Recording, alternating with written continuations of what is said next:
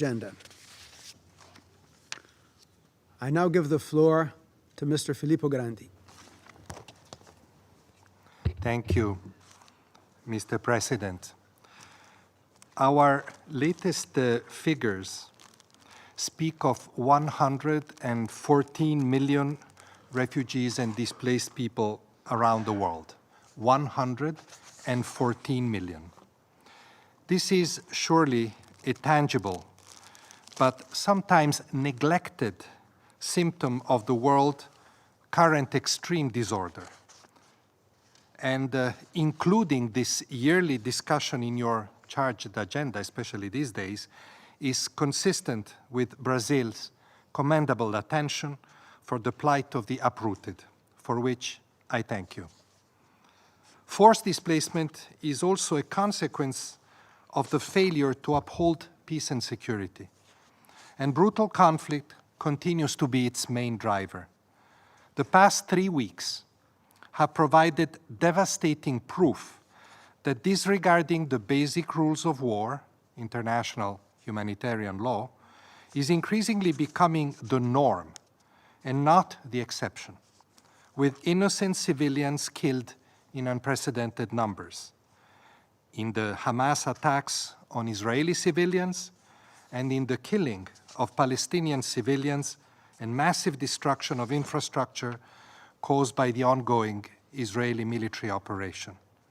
As we speak, and as you know, over 2 million Gazans, half of them children, are going through what my colleague Philippe Lazzarini has called hell on earth.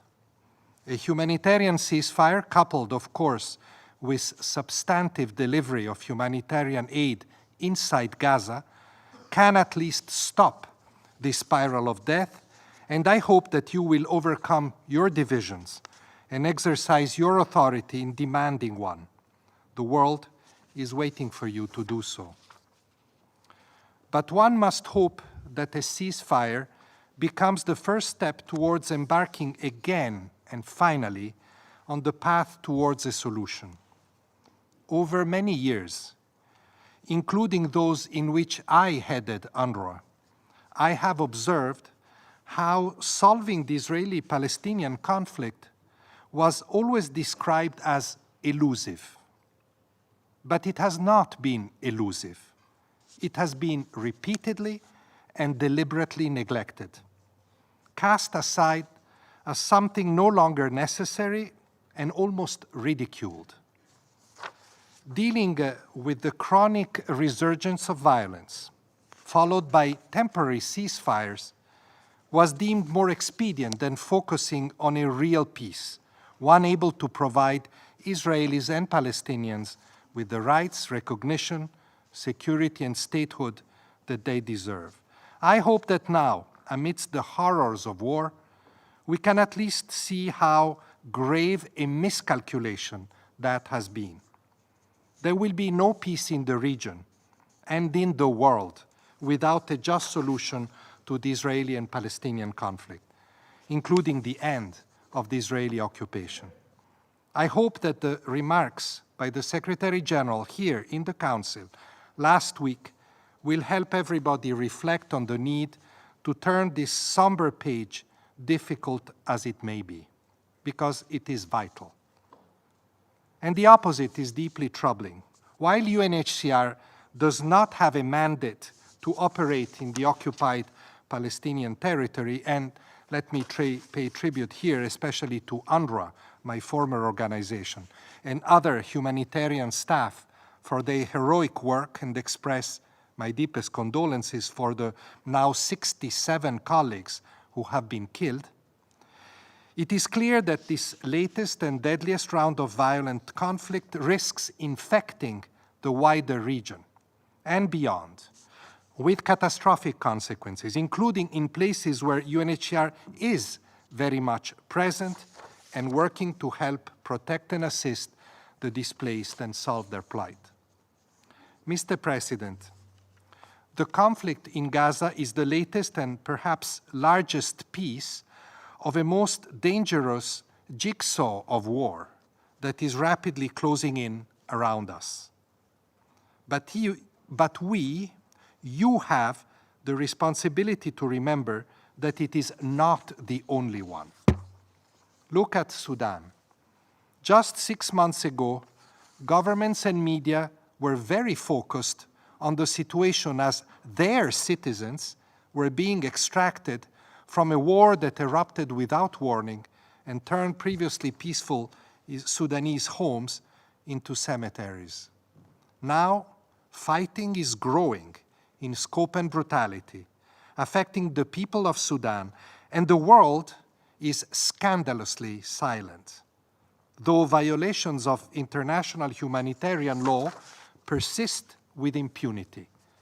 It is shameful that the atrocity committed 20 years ago in Darfur can be happening again today with such little attention. As a result, almost 6 million people have been forced from their homes.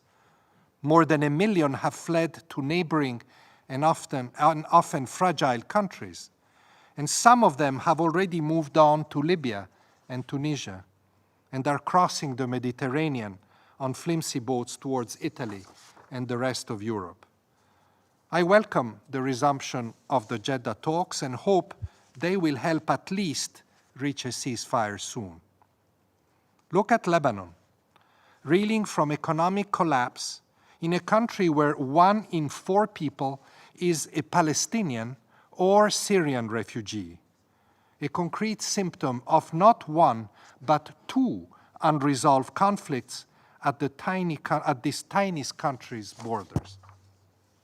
Look at the Central Sahel, where amongst grave political instability, the brutal violence which has terrorized civilians for years is rising again, increasingly driving people to Africa's coastal states, which are rightly very concerned, against the background of a climate emergency that is relentlessly wreaking havoc across the poorest countries.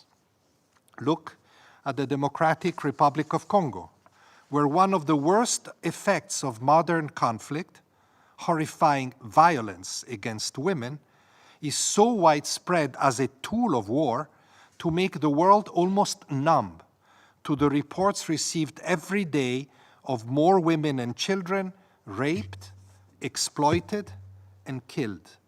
Violence that drives people from their homes every day. Look at Armenia, where 100,000 refugees fled Karabakh in a matter of days, the result of yet another unresolved conflict that had been allowed to simmer for decades. Look at places like Central America and elsewhere, where we observe growing patterns of unresolved crises compounded by criminality, including by gangs that cause displacement, and where increasingly complex population flows now include also many arriving from Africa and beyond, a testimony to the globality of displacement and despair. Each new crisis seems to push the previous one into dangerous oblivion.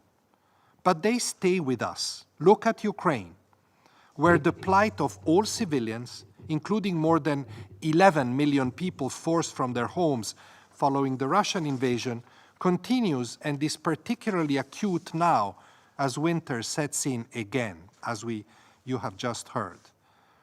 The suffering must not be forgotten, and this conflict too must be resolved with a just peace for the people of Ukraine. Look at all these crises, Mr. President, and let this lifelong humanitarian worker tell you that we need your voice to address each one of them. Not your voices, your voice, your strong, united voice, carrying the authority which the Charter invests in this Council, but which the world does not hear anymore, drowned as it is in rivalries and divisions. From where I sit, this has become difficult to understand. As a believer in multilateralism and in the role of the United Nations, I simply cannot accept it. Mr. President, Humanitarians are being asked to pick up the pieces and help more people in more places. We're asked to keep going for longer and to try to hold more things together while little political capital is spent on making peace. Please rest assured that we won't give up, even when it is difficult. Recognizing the extraordinary burden represented by millions of Syrian refugees in neighboring countries, for example, we continue to work with the government of Syria in bridging the still wide gap of trust and creating conditions for refugees to eventually return voluntarily in safety and in dignity. This is why it is frustrating when we find windows for solution, like, for example, in Burundi, and we do not have the funds to help people return home and restart their lives. And there are different challenges as well, also a reflection of our unstable world. For example, in countries like Myanmar, Afghanistan, and elsewhere, where the combination of conflict, human rights violations, and humanitarian challenges mean that delivering aid, indispensable to save lives, requires interaction with de facto authorities in fraught and often dangerous political contexts. I appreciate the risks and also the work done by the Council on humanitarian carve-outs, which I hope will continue.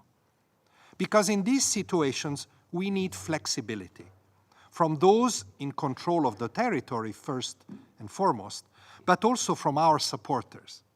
The reality is that humanitarians are trying to pick up the pieces of the jigsaw also in these places, places where most governments find it too difficult to operate.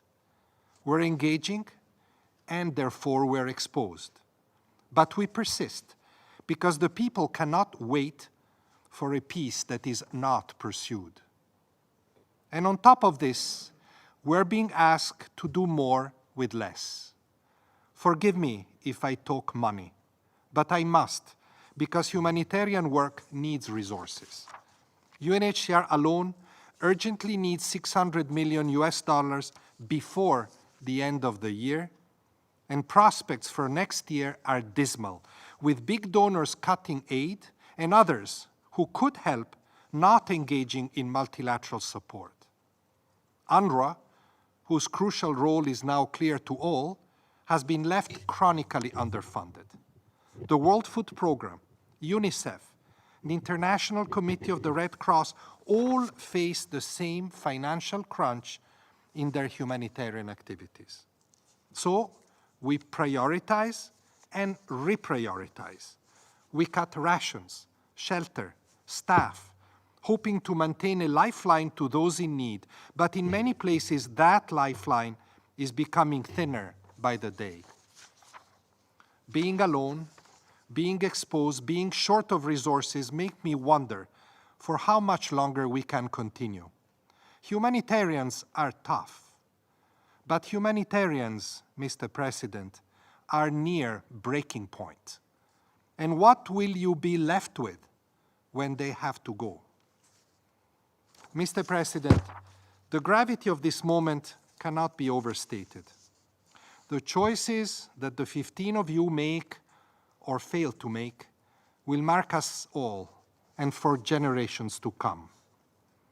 Will you continue to allow this jigsaw of war to be completed by aggressive acts, by your disunity, or by sheer neglect? Or will you take the courageous and necessary steps back from the abyss? Thank you. I thank Mr. Grandi for his briefing. I now give the floor to those council